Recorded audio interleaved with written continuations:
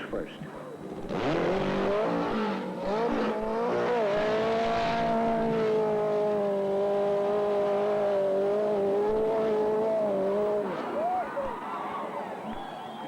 Now it's Randy's turn.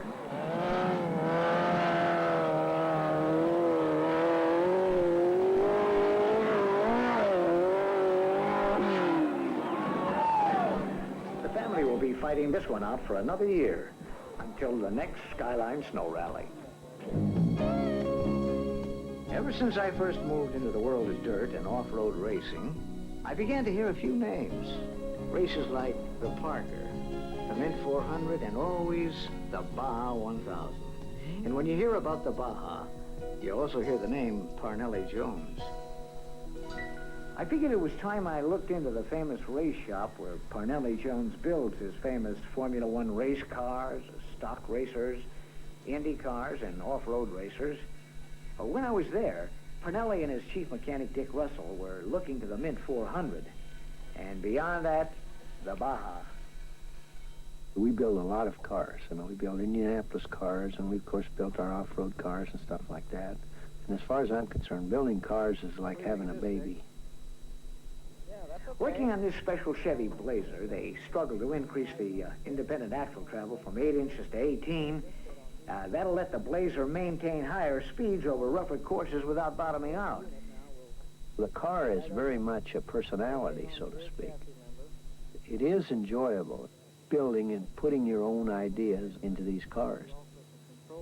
Every nut, every bolt in the Blazer has been refined to make it stronger, lighter, faster, to meet the challenge of the Nevada desert. And after that, the Baja.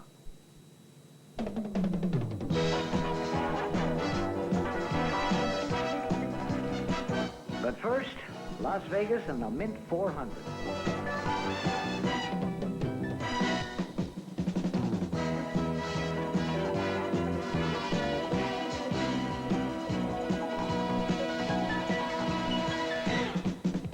'Fremont Street today has been turned into an off-road version of Indy's Gasoline Alley, with cars from all over the country moving in for technical inspection.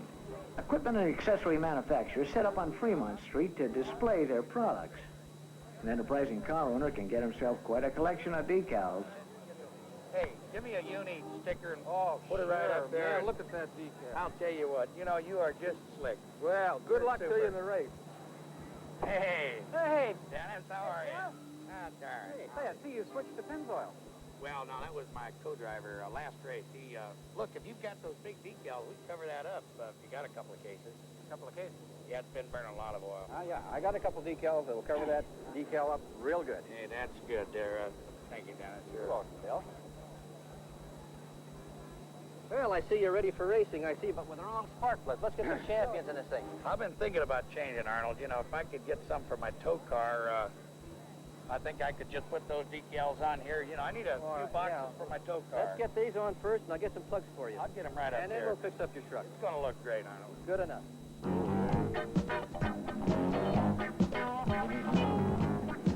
But most everybody else is here for racing, to get ready for the Baja.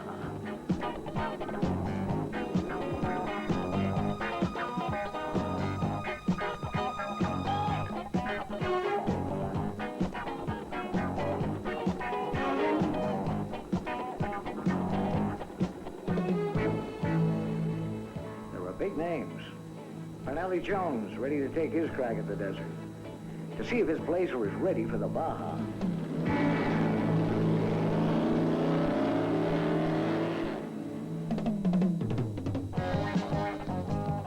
It's 400 miles of rugged desert, sagebrush and hard rock.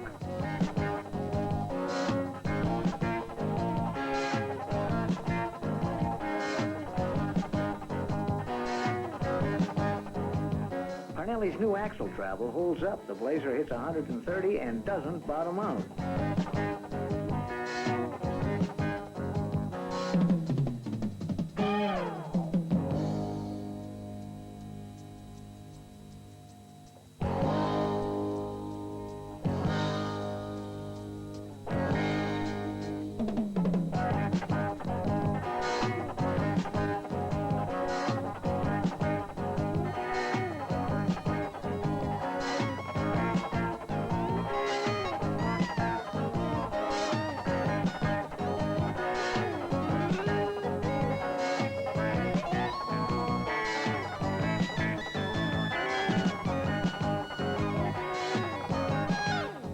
Pinelli never did like to use his horn.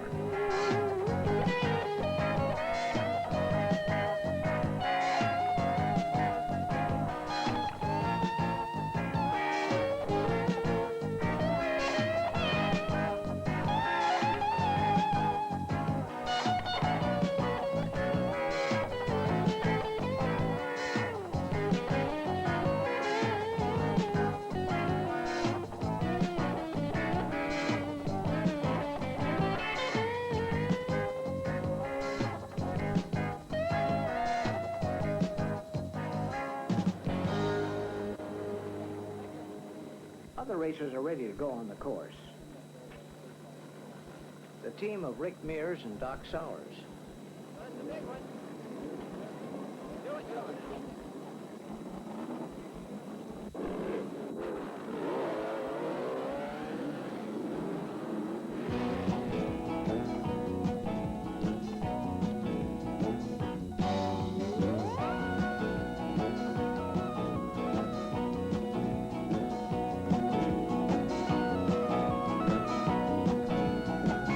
Malcolm Smith, the motorcycle champion, is moving in on the four-wheelers.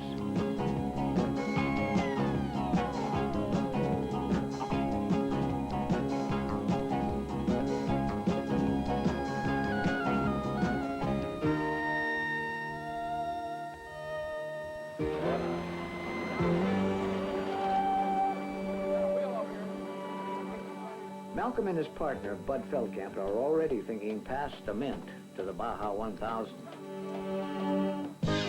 Hollywood stunt driver Bobby Farrow in his Sandmaster dune buggy. There are 7 checkpoints along the course, and every racer knows he's going to make pit stops.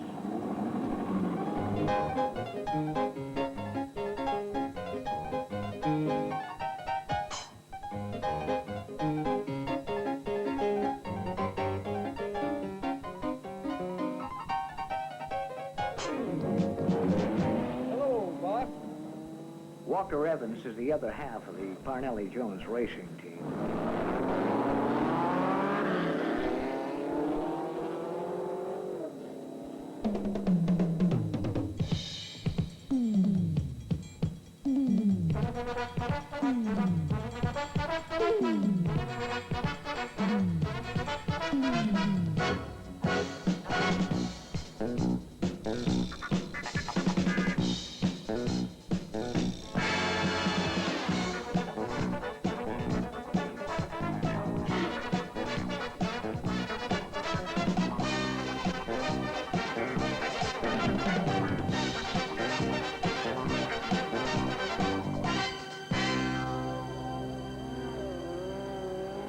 When the dust settles again on the Nevada desert, there's a new winner, Bobby Farrow. But the others will have their crack at him again at the 1000. I had a couple of places I wanted to see before I hit the Baja.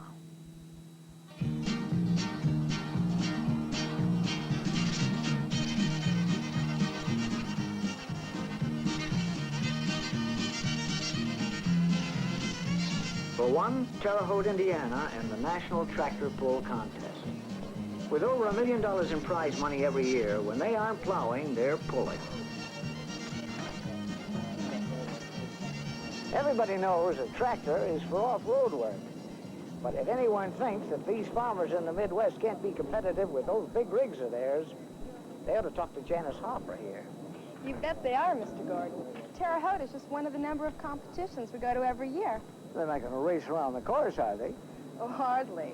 The idea is to see who can pull a predetermined weight the farthest. The big idea is to get the most traction you can. Some farmers add ballast to get up to the last ounce of allowable weight.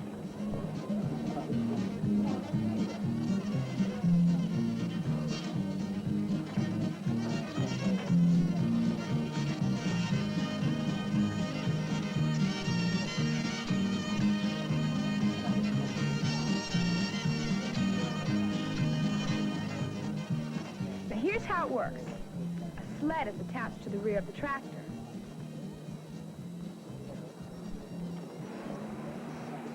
Now, when the tractor starts up, An artificial weight load of 5,000 pounds is mechanically transferred from the rear of the sled to the front. At full transfer, this builds up to a dead weight of 50,000 pounds.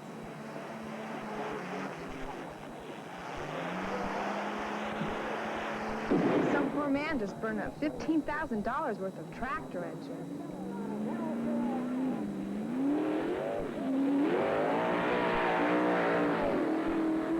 These machines don't look like any tractors I've ever seen. Oh, you're right.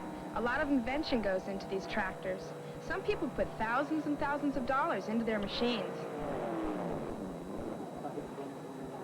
We don't have too much in this because they come out of a junkyard, and then we do all our own work. So we take a lot of the guys, they take them somewhere, and some of them guys get $10,000 to $12,000 just from getting the engine work on them. That's not counting the tractor. They probably got a $1,000 tractor beside. Oh, and here's a friend of my dad's who built his tractor for under $300. 200 feet, 9 inches. 200 feet, 9 inches. So our leader remains. John Nolan with 239 feet, 4 inches, and then Carmichael remains in second with 234. This guy may have built a $300 tractor, but those tires have got to be $1,000 a throw.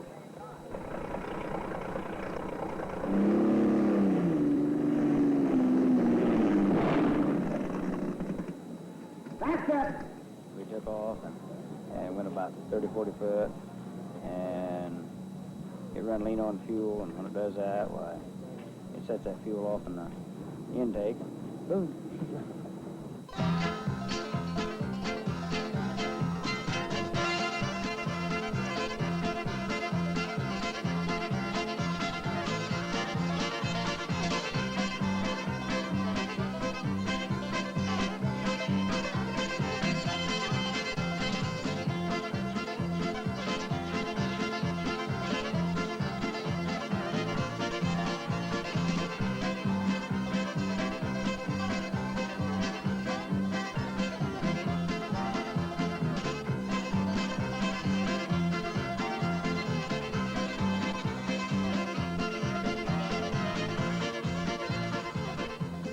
See all kind of propulsion today. Diesels, dune buggy engines, even blown engines that burn nitromethane to develop up to 2,000 horsepower. Recognize that? It's a jet that turns out 10,000 horsepower. Don Harness out of Daney, Indiana, driving loudmouth line. Terre Haute is just one of the many stops in the tractor pull circuit, from Connecticut to Colorado, from Ontario to Florida. Today, it's this man with the trophy. Tomorrow, well, tomorrow's another day and another fairground.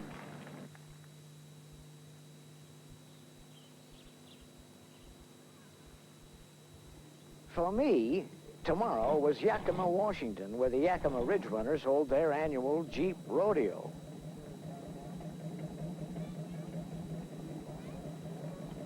It's sort of like a private war. You know, Bob, you could probably consume just as much beer without the race. But here in the Northwest, they go for strong motivation. They like to spice up their drinking with a little organized mayhem. I wouldn't say this is mayhem. Oh, you wouldn't? That's not what I heard. Okay, it's not mayhem, but it is the meanest, filthiest race you can find on God's green earth. We race modified cars. You mean modified engines? Well, we play a little with the front ends, turn them into battering rams to eliminate the competition. When the race starts, you want all the protection you can get. Most of the course is underwater, except in the dry season, when it's hip deep in mud.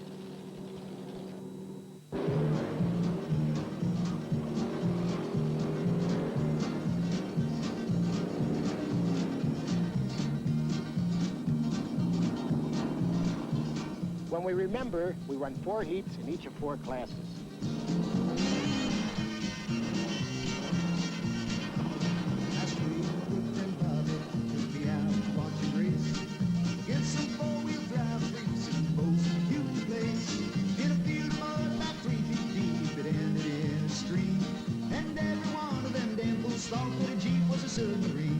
When I told him he was crazy, he laughed right in my face. Then he took a swig from a jug of wine.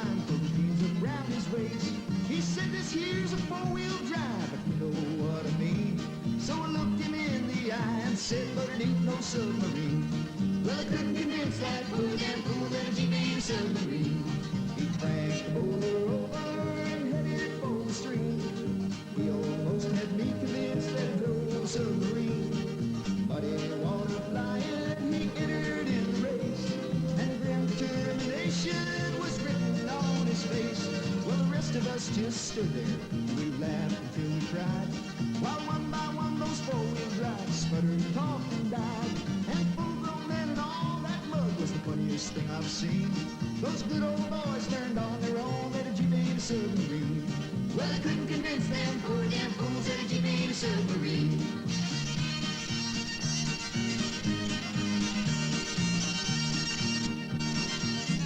You gotta be alert and quick out there. If you ain't, you're gonna know it pretty damn soon enough.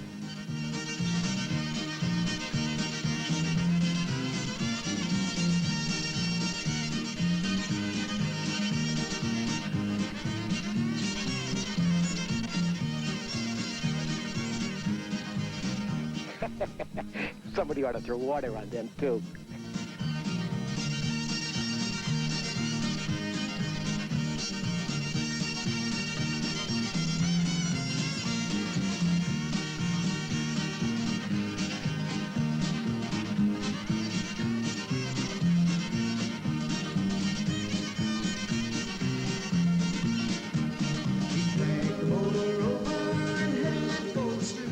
We adapt all the tricks of racing. Sterling Moss called his thing tailgating. We do it one better. He entered in the race, and grim determination was written on his face. Well, the last time that I saw him, he was sinking out of sight, and he turned and saw me watching him with a look of pure delight. And just before that muddy water claimed him and his machine, he laughed and yelled, "You're right, my friend, this ain't no submarine." I guess that I'll remember until the day I die, the day old Bobby took a dive when the creek was running high. Well, it helps if you're half crazy and the other half's just me, 'cause it takes a special kind of fool to think a Jeep's a submarine. Well, I couldn't convince that poor damn fool that a Jeep ain't a submarine. No, I couldn't convince that poor damn fool that a Jeep ain't a submarine. The only real equipment you need here is a strong stomach and a real deep-dyed streak of meanness. You know what I mean? Hey, come on up and show us. It's almost half a continent from Yakima to Ensenada, and a whole world of attitudes. But this was the place I knew I had to be.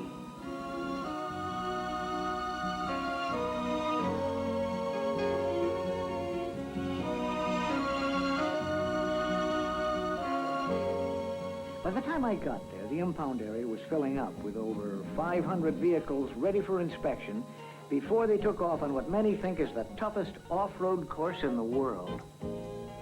The last few days, the thousands of men and women who will be a part of this race in the vehicles around the course have been pouring into town.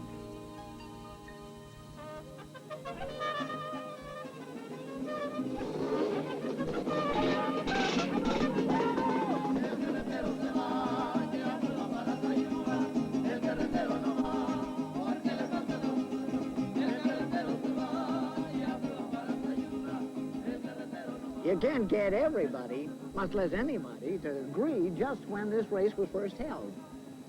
But it was in 1966, 67 that a bunch of the boys got gassed, decided to dare each other to drive the length of Baja from Tijuana to La Paz. But progress caught up with the racers. The Mexican government paved the road. Now, every year, they have to follow a different course.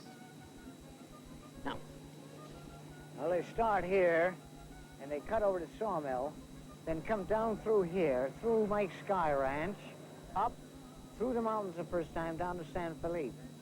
Then they cut straight up through the desert, swing over here, come through the mountains a second time before they come back.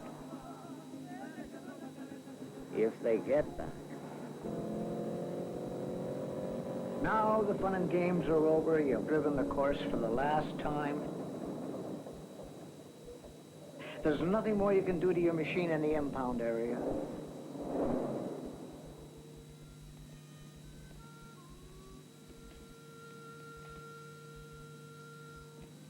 By nightfall, there are probably 20,000 people at the various checkpoints spread over a 1,000-mile course. It's a long, hard day ahead. It's a time for contemplation, for quiet, for rest. And if you're lucky, you can get close enough to the bar and Hoosongs for some last-minute bench racing.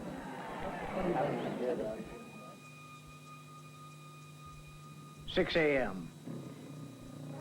The motorcycles take off, and the Baja is underway.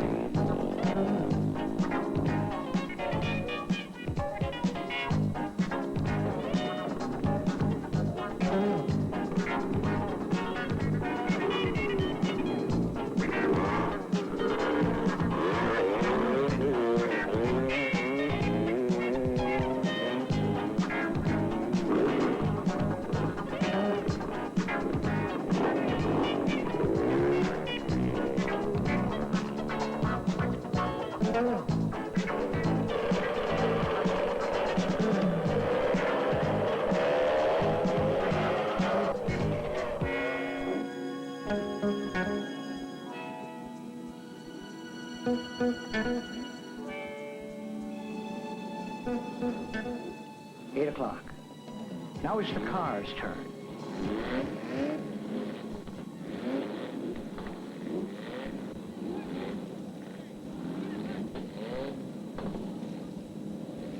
Bobby Farrow, his win at Las Vegas makes him the man to beat. The team of Doc Sowers and Rick Mears. Doc will drive the first leg and Rick will pick up halfway through.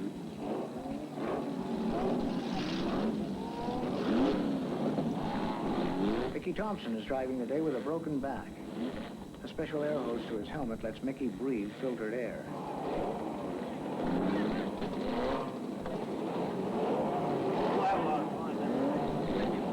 Parnelli Jones starts 45th.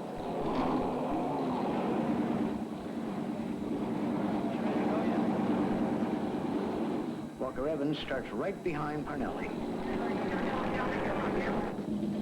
They leave at 1-minute intervals.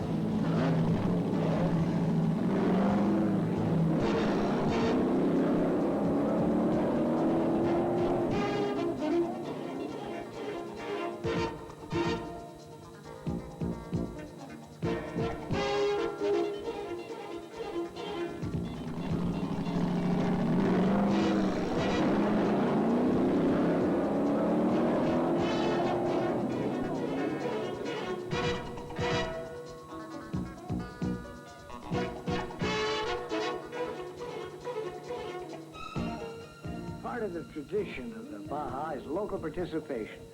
Here's some Ensenada kids add an extra bump to the course just beyond the blind right-hand corner. Parnelli knows the kids. He's driven too many of these races, so he gives them a shove.